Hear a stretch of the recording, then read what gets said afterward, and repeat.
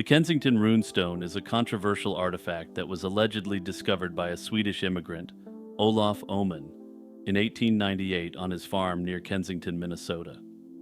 It's a slab of stone about 30 inches high, 16 inches wide, and 6 inches thick, inscribed with runes that some have claimed date back to the 14th century.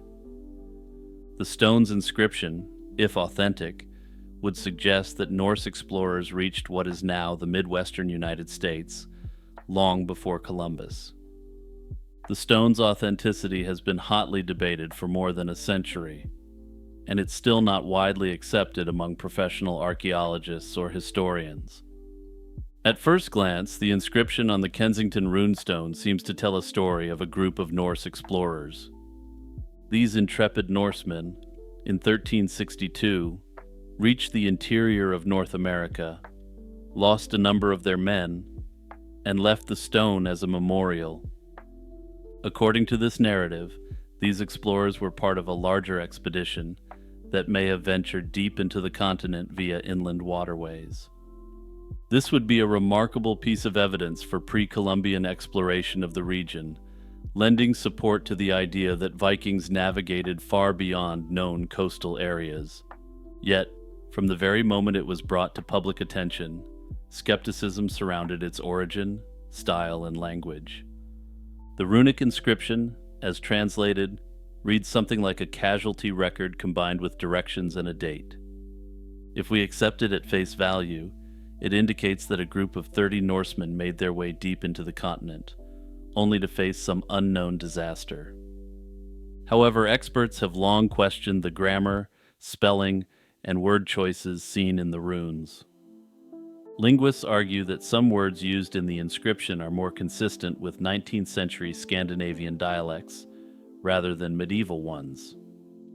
In other words, the language doesn't neatly match the patterns we'd expect from genuine 14th century runes. Additionally, there's the matter of weathering and tool marks. Professional geologists who've examined the stone have had differing opinions. Some have argued that the inscription's weathering patterns match a centuries-old carving. Others, however, have claimed that the stone's inscription shows signs of having been made relatively recently, possibly around the time of its, quote, discovery in the late 19th century. Further complicating things is the social and cultural context of late 19th century rural Minnesota. Many Scandinavian immigrants who settled in the region were proud of their heritage and eager to discover evidence that connected them to the land's distant past. The Kensington Runestone emerged at a time when such an artifact could generate immense local interest, perhaps even tourism and prestige. Some historians have suggested that a hoax could have been born from a desire to create a grand narrative, tying Norse history to the American heartland, where these Scandinavians had settled. Over the years, many attempts have been made to prove or disprove the stone's authenticity. In the scholarly world, the overwhelming majority opinion tends toward the stone being a 19th century forgery. Mainstream historians cite linguistic anachronisms, the context of its discovery, and the lack of corroborating archaeological evidence as reasons to doubt its authenticity. They argue that in the absence of solid evidence, the simplest explanation, namely that it's a clever hoax, is the best one. Now that I've presented the competing arguments on this one, I'm going to jump in and give my take on this runestone more directly than I do for most entries in this series. There's no evidence for any runestones being raised beyond the 12th century.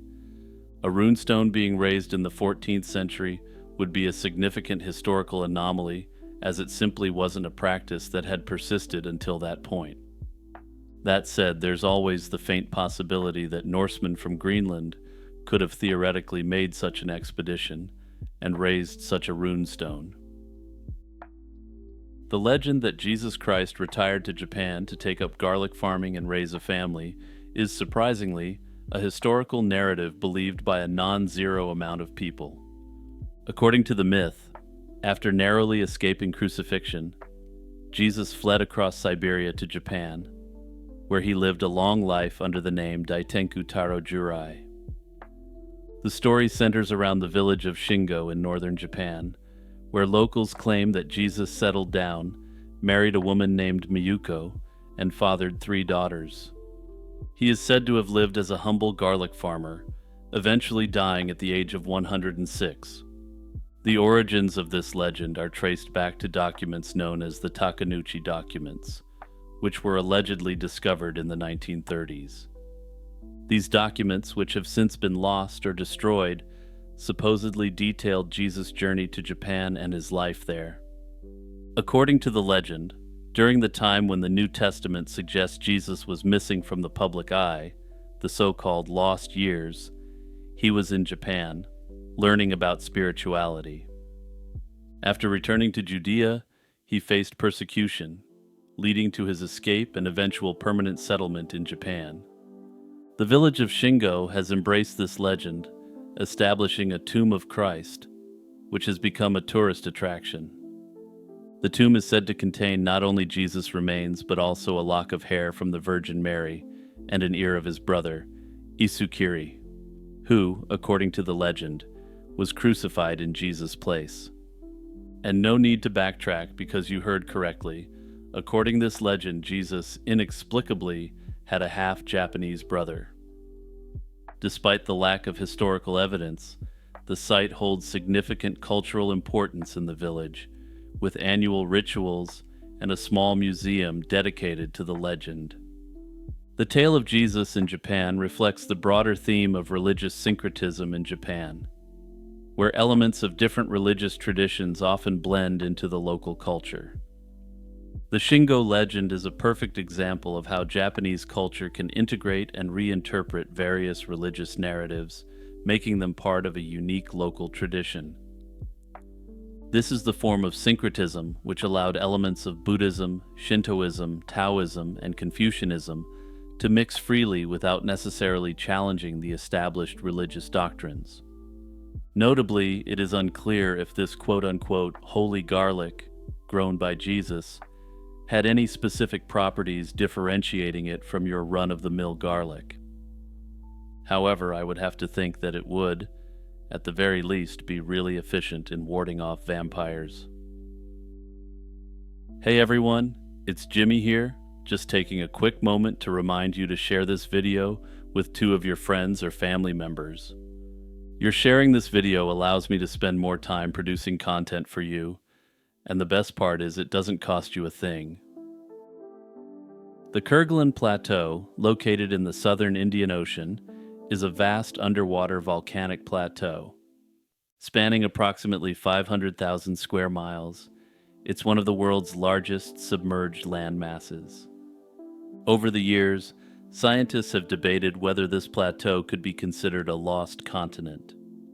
The Kerguelen Plateau was formed by volcanic activity associated with the Kerguelen hotspot, beginning around 130 million years ago, during the early Cretaceous period. This hotspot led to extensive basaltic lava flows, creating a large igneous province that includes the Kerguelen Plateau and the Broken Ridge. Initially, parts of the plateau were above sea level, forming a substantial landmass. Geological evidence suggests that the plateau experienced multiple phases of volcanic activity, contributing to its complex structure. Over time, the Kerguelen Plateau underwent significant subsidence, leading to its current submerged state. Today, most of the plateau lies beneath 3,000 to 6,000 feet of water, with only a few islands, such as the Kerguelen Islands and Heard Island, remaining above sea level. The submersion is attributed to a combination of factors, including the cooling of the lithosphere, as well as possible tectonic movements. Several lines of evidence have led scientists to consider the Kerguelen Plateau as a potential lost continent. Studies have identified rocks on the plateau that are typically associated with continental crust, such as granites. These findings suggest that parts of the plateau may have originated from continental material. Further, fossil discoveries, including those of ancient coniferous trees, indicate that the plateau once supported terrestrial ecosystems. This supports the idea that substantial portions of the plateau were above sea level and possibly connected to other land masses, facilitating the migration of species. Further yet, the composition of sedimentary rocks found on the plateau shows similarities to those in regions like India and Australia. This suggests that the Kerguelen Plateau was once part of the supercontinent Gondwana. As Gondwana fragmented, the plateau became isolated and eventually submerged, which would make it at the very least a microcontinent. Despite the supporting evidence, there are arguments against classifying the Kerguelen Plateau as a lost continent. While there are indications of continental material, much of the plateau is composed of basaltic rock, typical of oceanic crust. This suggests that the plateau may not meet the criteria of a true continent, which is primarily composed of continental crust. Also, the definition of a continent typically includes considerations of size, elevation, and the presence of a distinct continental shelf. While the Kerguelen Plateau is extensive, its predominantly submerged state and geological composition may exclude it from being classified as a true continent. Lame Johnny, born Cornelius Donahue around 1850 in Philadelphia, Pennsylvania, led a life of an Old West outlaw. He attended Girard College, an institution for impoverished and orphaned boys, from 1862 to 1872, where he excelled academically and in conduct. Despite this foundation, Donahue's ventures into legitimate professions faltered, leading him into a life of crime. After an unsuccessful stint as a cowboy in Texas, Donahue moved to the Black Hills in 1876, drawn by the gold rush. During his time in Texas, there were rumors that he engaged in cattle rustling, as was the style at the time. Keep this fact in mind because it'll be very important shortly. He prospected along Castle Creek and briefly served as a deputy in Custer County and as a bookkeeper for the Homestake Mining Company. However, his past caught up with him when a Texan recognized him as a horse thief, resulting in his dismissal. Subsequently, Donahue, now known as Lame Johnny due to a pronounced limp, formed a gang that engaged in horse theft, cattle rustling, and stagecoach robberies. The most infamous crime attributed to Lame Johnny's gang occurred on September 26, 1878. They ambushed the Monitor, an armored stagecoach transporting valuables from the Homestake mine at Canyon Springs Station. The gang secured approximately $3,500 in currency, $500 in diamonds, and 700 pounds of gold dust, nuggets, and bullion.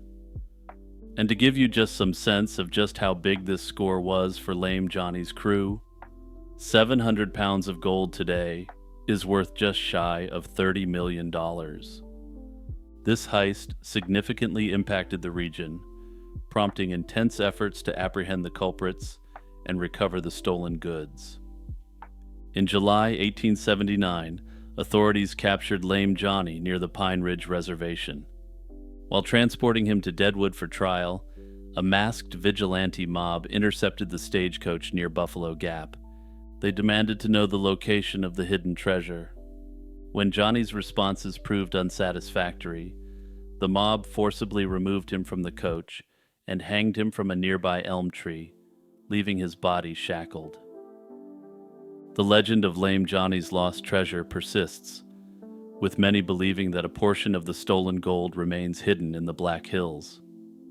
Despite various searches over the years, the exact location of the treasure has never been discovered, leaving it an enduring mystery and a tantalizing lure for treasure hunters. Personally, I have significant doubts that this lost treasure remains hidden till this day.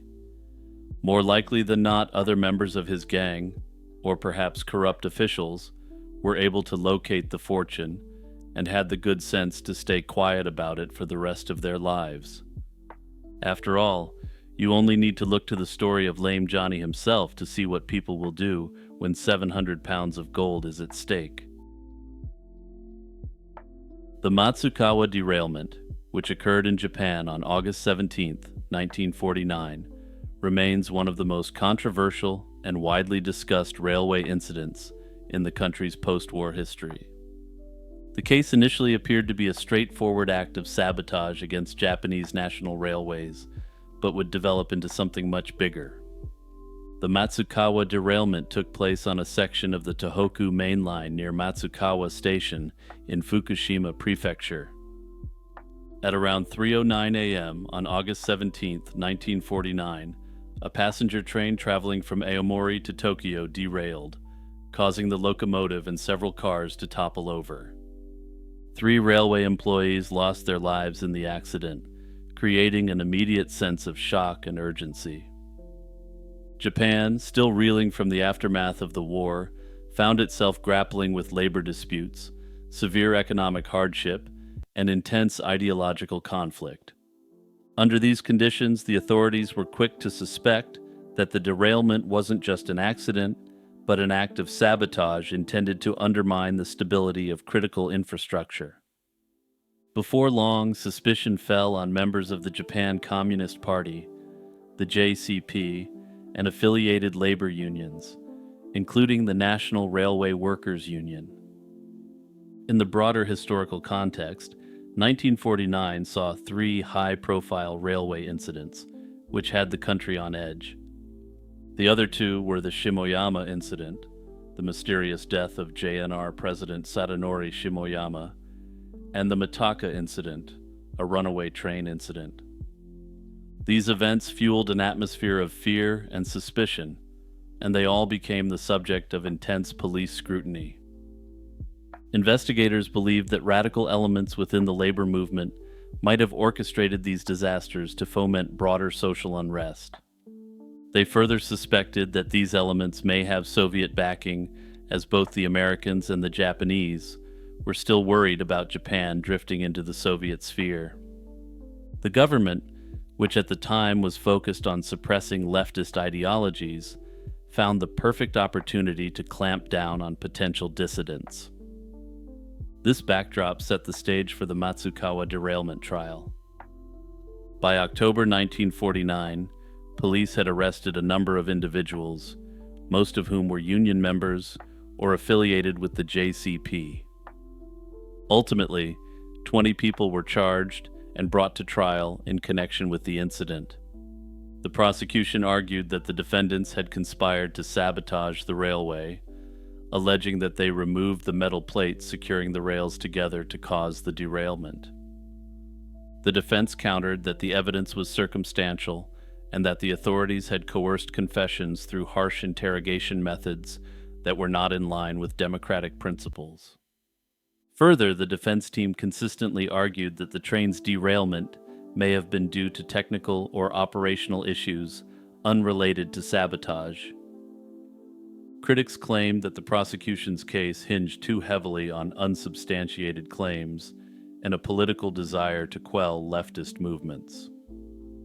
The first round of decisions in lower courts found several defendants guilty.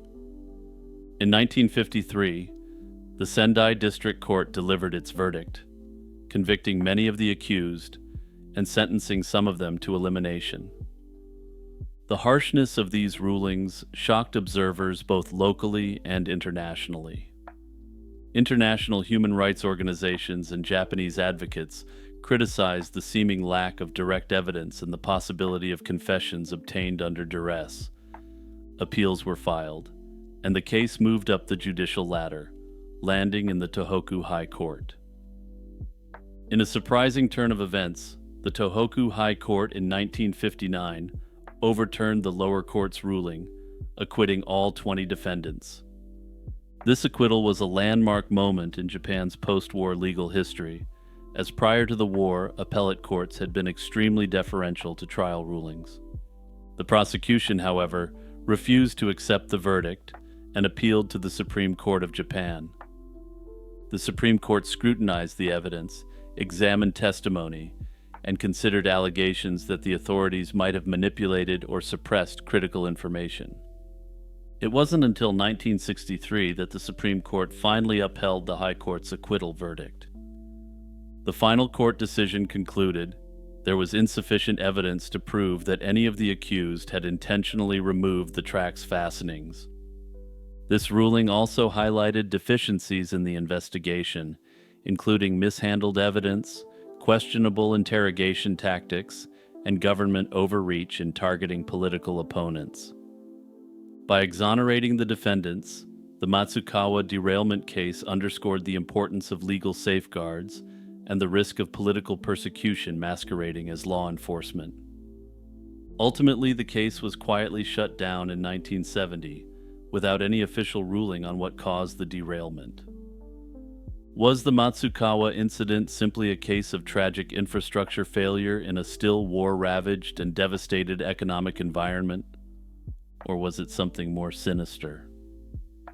Given the actions of the authorities in this investigation, this looks as though it will remain an unsolved mystery. Ragnar Lothbrok has captivated the popular imagination as one of the most famous Vikings to have ever lived, or possibly never lived at all. His story looms large in medieval sagas, modern television adaptations, and countless retellings over a millennium. Yet historians still wrestle with a fundamental question.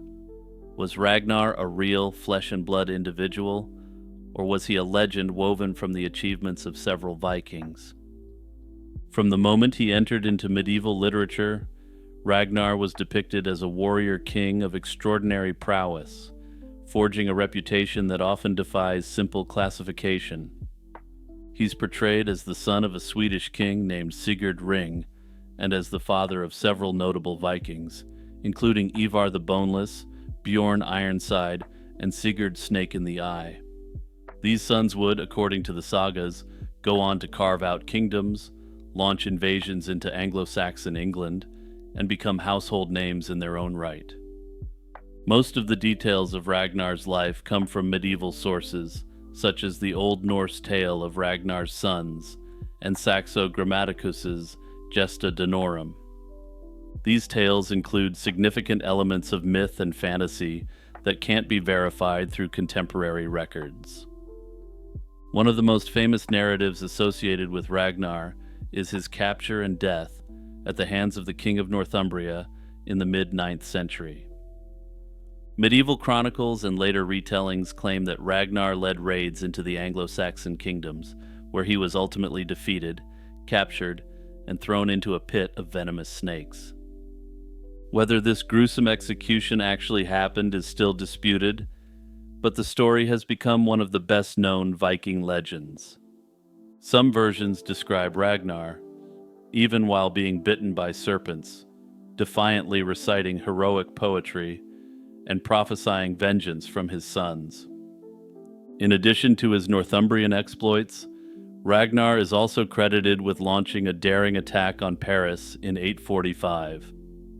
According to some accounts, he sailed up the River Seine with a Viking fleet and terrified the city into paying a large ransom. The Frankish king, Charles the Bald, allegedly paid off the raiders to prevent further devastation. In verified historical records, a Viking leader named Reginharus, a Latinized form of Ragnar, is indeed mentioned as attacking Paris around this time. This lends some circumstantial evidence to the idea that Ragnar might have been more than just a legendary figure. However, the name Reginharus doesn't conclusively prove that he was the Ragnar of later saga fame. Scholars argue that several Viking leaders could have been confused or combined into a single legendary persona over the centuries, thereby creating the composite figure of Lothbrok. Despite the many variations and embellishments in the stories, common threads tend to appear. He's usually described as cunning, courageous, and brutal when necessary. Yet the medieval texts that mention him were written centuries after the events they describe. Grammaticus, for instance, composed the Gesta Danorum in the late 12th century, about 300 years or more after Ragnar's supposed lifetime. The Icelandic sagas that feature Ragnar were likely set down in writing around the 13th century, though experts agree they're almost certainly based upon well-established earlier traditions. This considerable time gap means that the stories had plenty of opportunity to evolve in oral tradition before ever being written, thus giving time for fact to blend with fiction. To understand why questions about Ragnar's historicity are so difficult to resolve, it helps to consider the broader context of Viking Age sources. The Vikings themselves often left behind no written histories or chronicles that modern scholars can rely on, in the same way they might consult Frankish or Anglo-Saxon texts. Instead, most of what we know about Viking expeditions, personalities, and achievements comes from chronicles written by their enemies, such as Anglo-Saxon or Frankish monks. Norse people themselves created little in the way of written records, with runestones being the only meaningful surviving records. These runestones, however, provide just brief tidbits of information, and many were raised with the explicit intent of bragging and self-promotion. These runestones often compared real people's actions to those of legendary figures, with it being seen as virtuous to claim to have accomplished something as great as a mythic heroic figure. Notably, the famous runestones found in Scandinavia often commemorate powerful individuals, but none explicitly mention Ragnar Lothbrok, or anyone who could match up with him. That said, this doesn't mean such runestones don't exist, or didn't exist at one point. Historians estimate that 90% of runestones that survived have been discovered.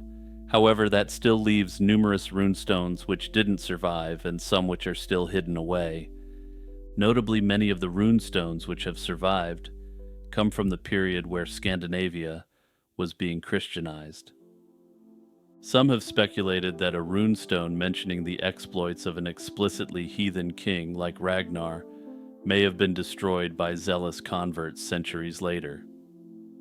Given the nature of these varied sources, these accounts can be contradictory, romanticized, and of course, openly biased. Even the Anglo-Saxon Chronicle, one of the more reliable sources for Viking activity in England, offers only brief mentions of particular raids or individuals. Beyond the written sources, archaeologists have tried to find evidence that might verify or refute the existence of a single person behind the legends. While excavations of Viking sites in Scandinavia and the British Isles have yielded incredible artifacts, none have directly confirmed the presence of a real Ragnar Lothbrok. It's important to note that the sagas themselves sometimes portray events that span different time frames and attribute them to a single hero figure. The Great Heathen Army's invasion of England in 865 is traditionally said to have been led by the sons of Ragnar, seeking vengeance for their father's death. Historically, we know that an army of considerable size did indeed arrive in England around that time, leading to the downfall of multiple Anglo-Saxon kingdoms. But it's not entirely certain whether this event was truly triggered by the sons of a singular Ragnar, or if the story was later romanticized to fit the heroic narrative of the sagas. Despite these historiographical challenges, the legend of Ragnar Lothbrok remains highly influential for a few key reasons. He embodies many of the traits that modern audiences associate with Vikings: bravery, seafaring expertise, fierce loyalty to kin, and a thirst for both adventure and wealth. While it's easy to focus on the violent aspects of Viking life, the sagas also highlight Ragnar's strategic ability and determination. The drama associated with his supposed death, being thrown into a pit of snakes, and his sons avenging him, ensure that the story remains memorable and captivating. Ragnar also serves as a convenient focal point in narratives that otherwise would be diffuse. His existence ties together various Viking campaigns in England, Ireland, and the Frankish territories under one mythic banner. So, is Ragnar Lothbrok the fearless Viking who sacked Paris, ravaged Northumbria, and fathered some of the most legendary Viking leaders of all time? Or is he a symbolic figure, a patchwork of legendary deeds attributed to multiple warlords, all woven into one grand saga. Realistically, we can't say with absolute certainty, though scholars generally believe the latter rather than the former. What we can say for sure is that someone carried out many of those raids, and these exploits significantly impacted the political landscape of medieval Europe. The land of Punt was a region of great mystery and allure in the northeastern reaches of Africa. Egyptian texts dating back to the earliest days of the Old Kingdom describe it as a source of precious commodities like gold, incense, ivory, ebony, exotic animals, and aromatic resins. Scholars generally agree that Punt was located somewhere along the Red Sea coastline, potentially encompassing parts of modern-day Eritrea, Somalia, Djibouti, and eastern Sudan. Although its precise borders have never been conclusively pinpointed, there's broad consensus that it included areas of the Horn of Africa, but I'll come back to this in a moment. First, let's explore some of the historical context about the Egyptian interactions with the land of Punt. This is a region that was strategically located for maritime trade routes linking Africa, the Middle East, and India. One of the earliest known references to the land of Punt appears in the Palermo stone, an ancient Egyptian artifact that documents royal annals dating as far back as the 5th dynasty. The Palermo stone is believed to have been created in the late 24th century BC, which, like everything with Egypt, really puts in perspective just how ancient its history is. These records suggest that the Egyptians sent expeditions to Punt to acquire valuable resources, most notably frankincense and myrrh. The fact that these coveted items were essential for religious ceremonies and for the embalming of the dead indicates how significant trade relations with Punt were to the Egyptians. The most famous expedition to Punt took place during the reign of Queen Hatshepsut in the 15th century.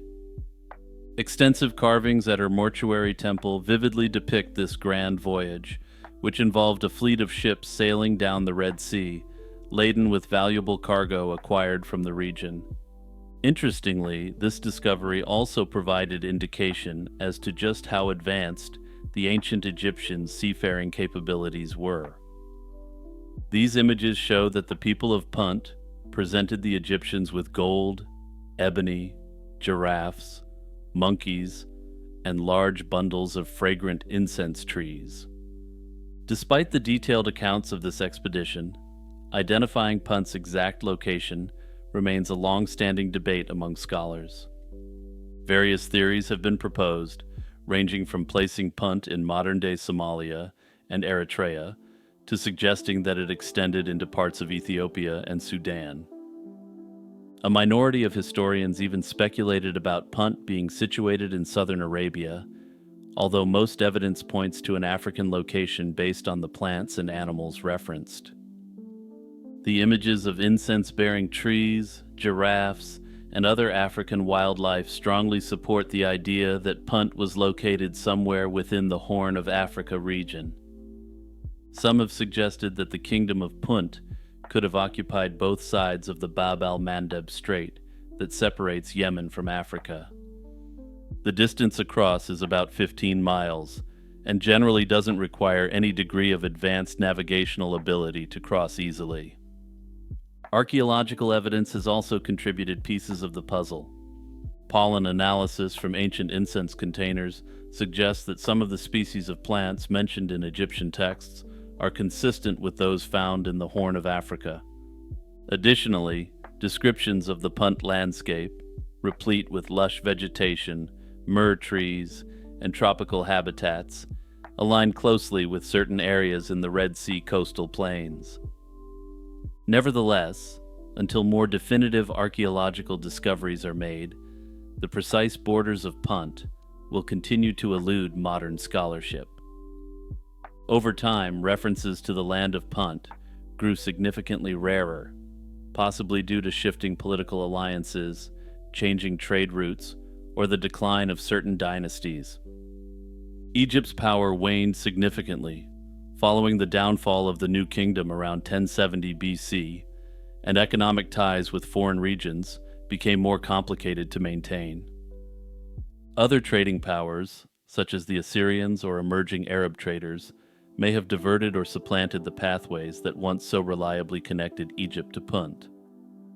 By the late period of Egyptian history, running from the 7th century BC until the conquest by Alexander in 332, Egypt was largely under the rule of foreign powers, most notably the Persians.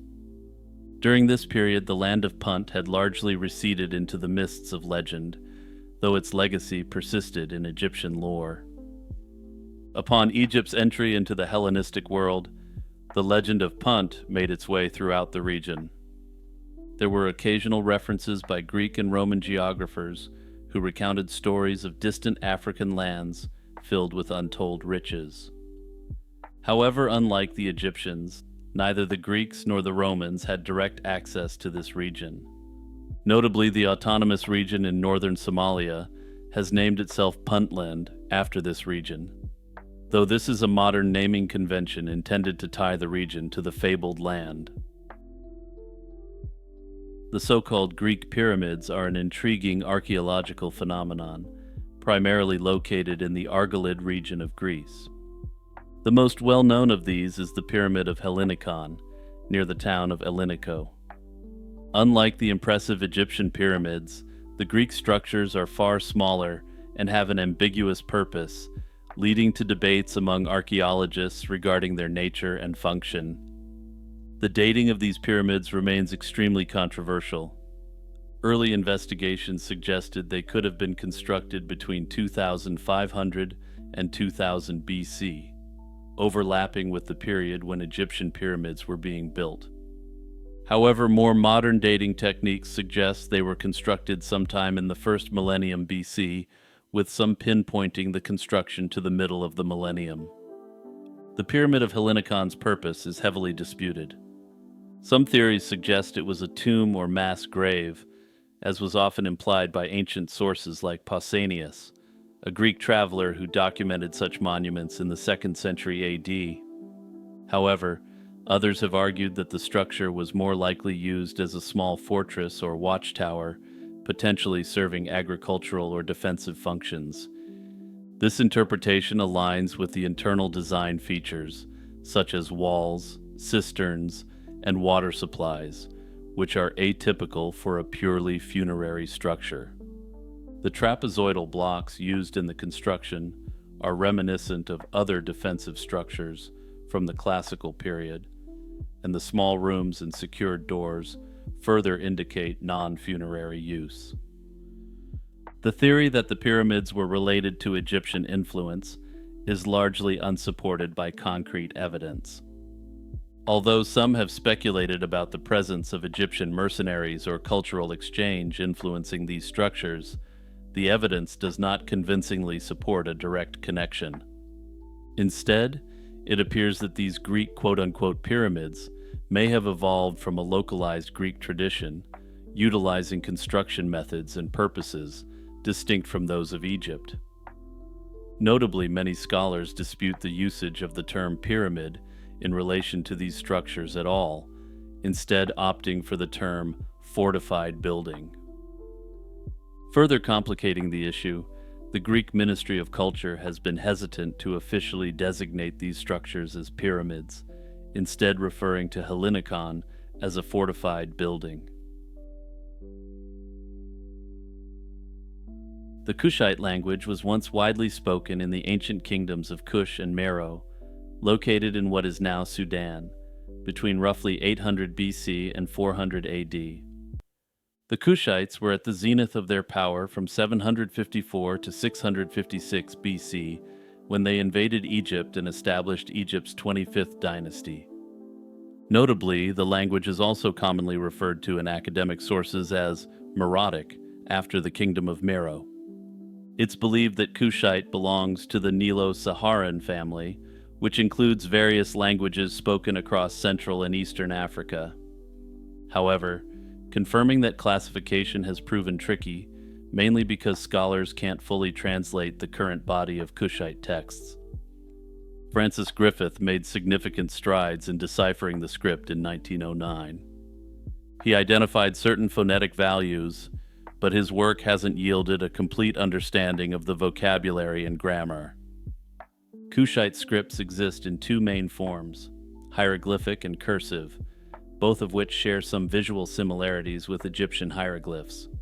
Yet, aside from superficial resemblance, they seem to function differently, with unique symbols representing distinct values. Our knowledge of Kushite is based on the roughly 1,300 inscriptions we've uncovered so far, many of which are short funerary texts or royal inscriptions. These inscriptions have been found on temples, stelae, and even personal items like jewelry.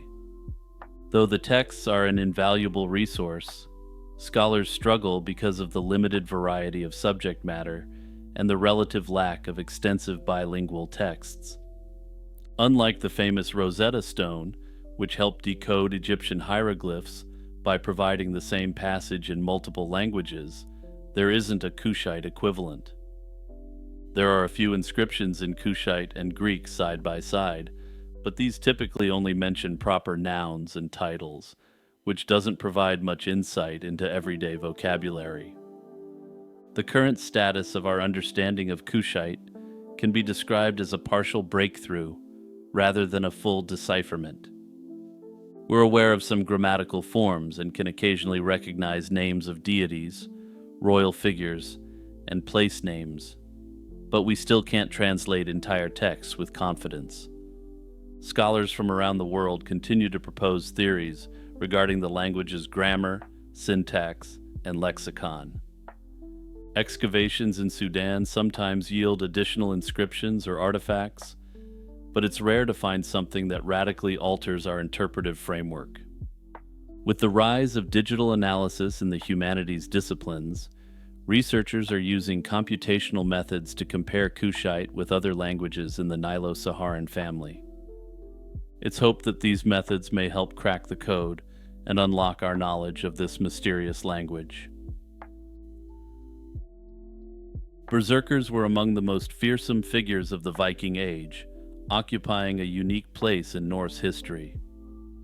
Though berserkers are widely known, their connection to magic rituals and shamanism is much less widely discussed. The word berserker is derived from an Old Norse term, which translates to bear shirt in English. This term reflects their close association with bear shamanism, as well as their practice of wearing animal pelts, generally those of bears, into battle. These warriors were famed for their ability to enter a trance-like state of unbridled rage, known as Berserker Gang, during combat. The Berserker Gang was characterized by a number of distinct traits: immense physical strength, a seeming immunity to pain, and an overwhelming aggression that struck terror into their enemies. In this state, berserkers were described as impervious to fire and iron, though these claims are often regarded as hyperbole or myth. However, some have suggested that this immunity described was psychological rather than physiological. Some historians suggest their trance-like fury may have been induced by consuming psychoactive substances such as mushrooms.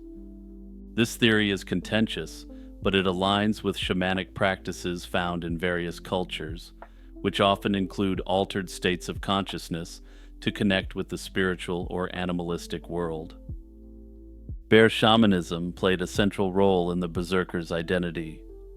In Norse mythology, the bear symbolized immense power, ferocity, and resilience, qualities berserkers sought to emulate. By wearing bear skins and adopting bear-like behaviors, these warriors aimed to embody the spirit of the bear, merging human and animal characteristics. It's been speculated that the initiation rituals for becoming a berserker may have included consuming the vital organs of a bear to acquire its essence. The process of transformation into a berserker likely involved elaborate rituals, though unfortunately, the records we have at present don't indicate conclusively what these were. These may have included chanting, rhythmic dancing, and fasting to prepare the warrior mentally and physically for the berserker gang. Some historical accounts describe berserkers as biting their shields or howling like animals before combat, further emphasizing their departure from human norms and alignment with animalistic fury. The glass delusion was a peculiar psychiatric phenomenon recorded in Europe during the late Middle Ages and early modern period. Individuals suffering from this delusion believed that they were made of glass and feared that any sudden movement or impact would cause them to shatter into pieces.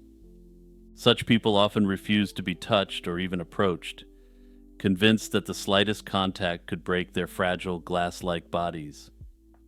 Notably, this condition was most frequently observed among the educated upper classes. Early modern physicians and writers classified it as an unusual manifestation of melancholy. This was essentially an extreme anxiety or fear within the framework of humoral medicine. One of the most famous sufferers of the glass delusion was King Charles VI of France, who lived between 1368 and 1422. Charles VI ascended the throne as a boy and was initially known as Charles the Beloved for his enlightened leadership.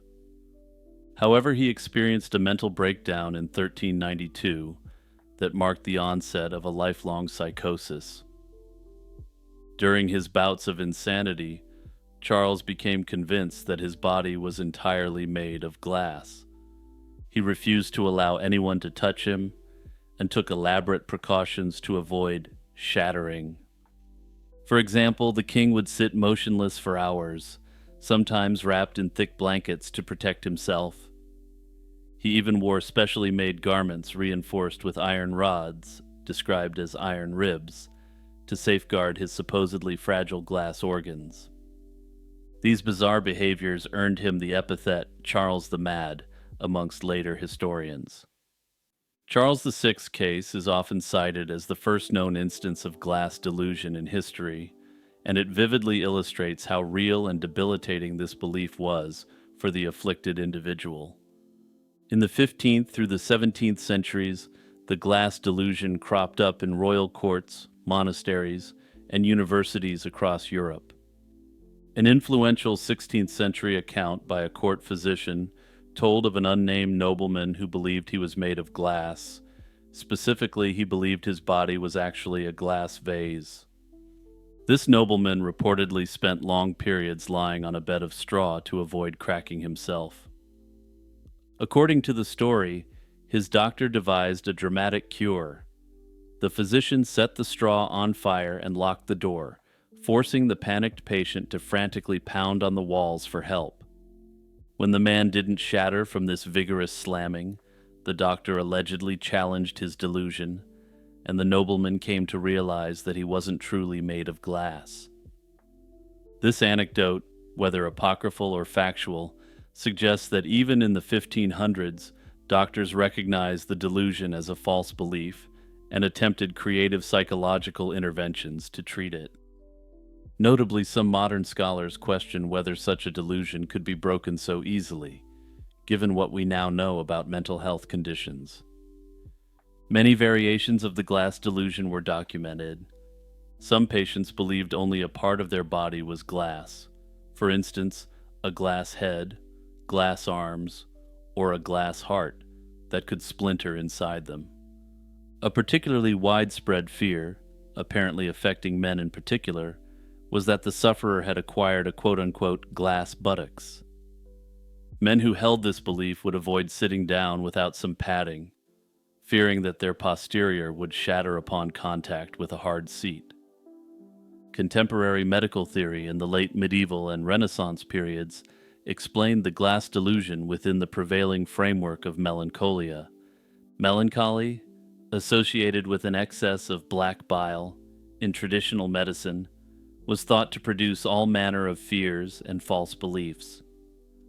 Robert Burton's The Anatomy of Melancholy, released in 1621, famously catalogues a variety of bizarre delusions afflicting people with melancholy. He noted that some people believe they're made of glass, while others believe that they're made of lead or cork or other materials. Treatments were largely empirical and compassionate in nature. Physicians might gently reason with patients, or, as in the case of the straw bed fire cure, try to shock the patient back to his senses. The approach indicates that doctors understood the problem to lie in the patient's belief, rather than in any physical issues within the body. Modern scholars have proposed additional explanations for why the glass delusion appeared when and where it did. Glass was a rare and valuable product at the time, and some have seen it as almost the equivalent of having been touched by Midas himself, if Midas turned objects into high-quality glass. One psychological interpretation is that cases like King Charles VI represent early descriptions of severe mental illness on the psychotic spectrum.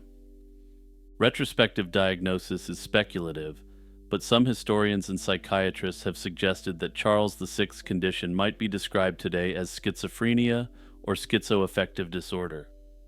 Indeed, chronic schizophrenia often involves false beliefs about one's body, and the glass delusion could be seen as a culturally shaped version of that clinical phenomenon. Notably, the glass delusion was both time-bound and culture-bound. By the late 17th century, cases of glass delusion had all but disappeared, with only a few cases reported throughout the entirety of the 20th century. Hyperborea was a legendary land in Greek mythology, imagined to lie far to the north beyond the reach of the cold north wind, or Boreas. In ancient tales, it was depicted as an idyllic realm of eternal spring, abundant harvests, and perpetual sunshine. Hyperborea was said to be inhabited by a blessed people called the Hyperboreans, who worshipped the god Apollo. The Greeks believed this land was so remote that only heroes or favored mortals could reach it, making Hyperborea a symbol of an unreachable northern paradise in their literature. One of the earliest references to Hyperborea appears in a fragment of Hesiod's Catalogue of Women from the 8th century BC. By the 5th century BC, the poet Pindar provided a vivid description of this land. In his Pythian odes, Pindar wrote that Apollo spends the winter among the Hyperboreans, and he portrayed their country as a utopia. He described it as a place where people never get sick or old, and never have to engage in heavy labor or fight. In another ode, Pindar describes the hero Heracles traveling to Hyperborea, chasing a doe, a deer, a female deer, beyond the Danube. The historian Herodotus, who lived in the 5th century BC, provided the earliest surviving prose account of the Hyperboreans. Herodotus reported that the Hyperboreans lived beyond the nomadic tribes of the far north. He recounted a tradition that offerings from the Hyperboreans were passed from one northern tribe to the next, until they eventually reached the Greek temple of Apollo on Delos.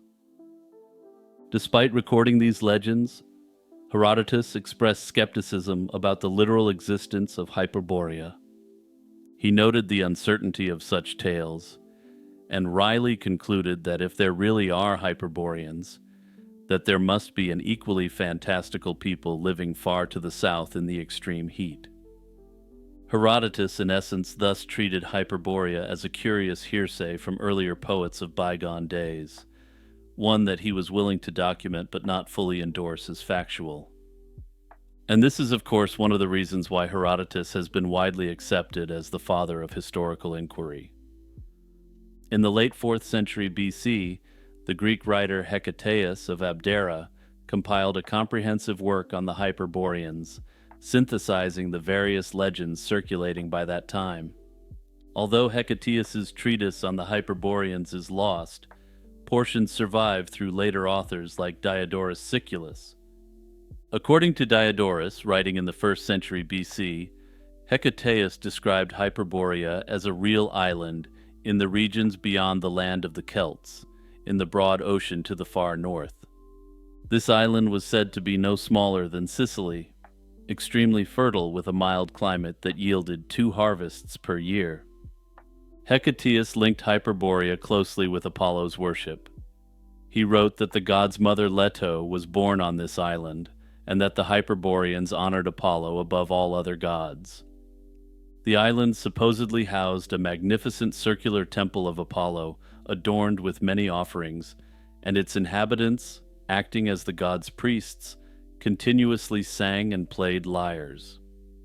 Some scholars believe this description was an early attempt to identify Hyperborea with a specific place. For instance, the large island beyond Gaul could correspond to Britain, especially given the references to a circular temple which later writers even compared to Stonehenge. The British Isles are extremely fertile, and the climate is mild, especially relative to where it is geographically. Whether or not Hecataeus literally meant Britain, his portrayal treated Hyperborea as a tangible northern land, blending myth with geographic speculation. Writers of the Roman era continued to refer to Hyperborea, often echoing earlier Greek notions. Roman poets and scholars used Hyperborean as a byword for the extreme north, or an idealized faraway people. For example, the poet Virgil and the statesman Cicero both alluded to the Hyperboreans when speaking of an exceedingly remote, blissful place. Pliny the Elder, in his Natural History, from the 1st century AD, mentions the Hyperboreans as a people living far to the north, allegedly reaching ages of up to 1,000 years. As knowledge of the world expanded, later writers tried to reconcile the Hyperborea legend with real geography. In the 2nd century AD, writers attempted to tie the Ural Mountains in what is now Russia to the legend, and various steppe peoples, such as the Scythians, were roped into the legend.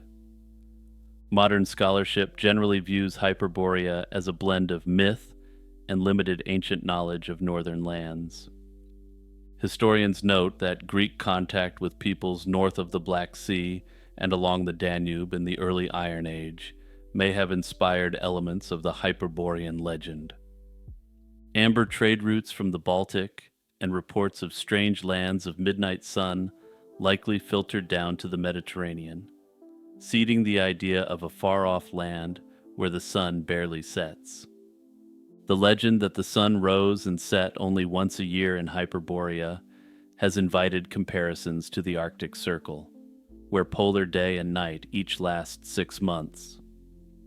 Mainstream historians tend to conclude that Hyperborea was not a specific place, but rather a symbolic composite. It was a reflection of Greek encounters with distant tribes, combined with imagination about lands of perpetual light and plenty beyond the north wind. That said, personally, I'm partial to the theory that it may have described the British Isles, even if this theory isn't widely accepted. Hey everyone, it's Jimmy here, just taking a quick moment to remind you to share this video with 2 of your friends or family members. Your sharing this video allows me to spend more time producing content for you, and the best part is, it doesn't cost you a thing. In March 1898, the British Empire began constructing a railway bridge over the Tsavo River in present-day Kenya, a project meant to connect Uganda's interior to the Indian Ocean. What should have been a straightforward engineering feat, however, devolved into a 9-month nightmare when 2 male lions began systematically hunting and devouring the workers. Dubbed the Tsavo man-eaters, these lions became infamous for their boldness, intelligence, and unprecedented focus on humans as prey. Their story, an ecological mystery, remains one of the most chilling examples of human-wildlife conflict. The Tsavo region, a sprawling wilderness of thorny scrubland and rocky outcrops, was, and still is, a harsh ecosystem teeming with wildlife. For the British, building the Uganda Railway through this terrain was a strategic move to consolidate economic and political control over East Africa. Thousands of Indian laborers and local African workers were recruited for the project, which required backbreaking labor under extreme conditions. The railway's progress, however, came to an abrupt halt in late 1898, when the Lions began their attacks. Workers initially dismissed the disappearances, blaming them on desertions, or the much more routine crocodile attacks they'd become accustomed to. but as bodies were discovered near campfires and tents, panic set in as it became clear that lions were responsible for these events. The lions, unlike typical predators, showed no fear of humans. They tore through flimsy barriers, dragged victims from tents, and even prowled the workers' campsites in daylight. By December 1898, the death toll had risen so sharply that construction halted entirely. Workers fled, and the project's chief engineer, Lieutenant Colonel John Henry Patterson, found himself tasked with not just a building project, but stopping these beasts. Patterson, an experienced big game hunter, initially underestimated the lions. He set traps and ambushes, but the lions seemed to evade them with eerie precision. In his memoir, The Man-Eaters of Tsavo, he described their, quote, uncanny shrewdness and almost supernatural ability to avoid danger.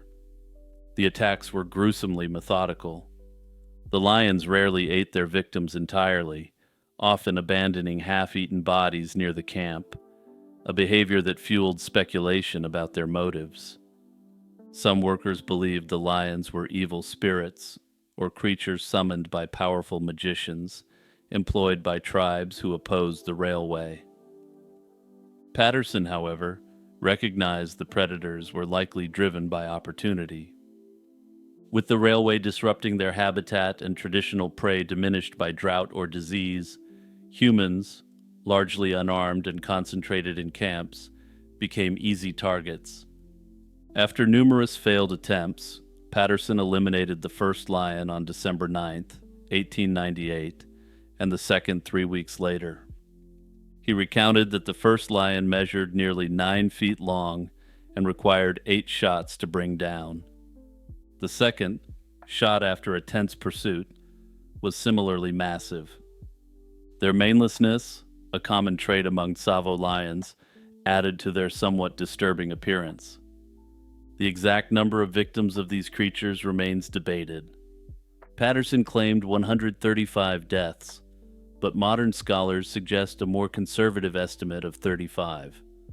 This discrepancy might stem from Patterson exaggerating for dramatic effect or conflating lion-related deaths with those from other causes. Regardless, the attacks were unprecedented in scale. And of course, the other mystery at play here is, why did these lions target humans? One theory, which I very briefly mentioned previously, points to environmental stress. The 1890s saw severe droughts and a rinderpest epidemic that decimated buffalo and other prey. With natural food sources scarce, the lions may have turned to humans as a readily available alternative. Another popular theory is based on dental evidence. One lion had a broken canine and an abscess, which would have made hunting large, struggling prey painful. We humans aren't known for our thick hides, which leaves us comparatively defenseless, even to a lion in need of serious dental intervention. Another factor that can't be overlooked was the railway itself. The construction disrupted the lions' territory, forcing them into closer contact with humans. The camps, with their noise and activity, likely desensitized the lions to human presence, eroding their instinctive caution. Along with this, these two lions wouldn't have had the manpower, or perhaps more accurately, lion power, to go up against an established pride of lions.